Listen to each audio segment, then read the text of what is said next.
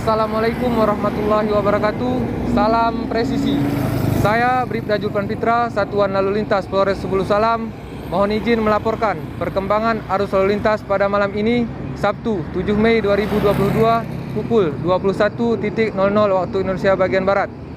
Mohon izin melaporkan perkembangan arus balik dari arah Sumatera Utara menuju Aceh dan sebaliknya dari arah Aceh menuju Sumatera Utara terpantau ramai dan lancar. Kami dari Satuan Lalu Lintas Polres Sebulu Salam menghimbau kepada seluruh pengguna jalan agar tetap berhati-hati dan selalu mematuhi peraturan berlalu lintas dan tetap juga mematuhi protokol kesehatan. Apabila pengendara jalan merasa lelah atau mengantuk, silahkan beristirahat di pos pengamanan dan pos pelayanan Polres Sebulu Salam. Jadilah pelopor keselamatan berlalu lintas dan budayakan keselamatan menuju kebutuhan. Demikian yang dapat saya laporkan. Terima kasih. Assalamualaikum warahmatullahi wabarakatuh. Salam presisi.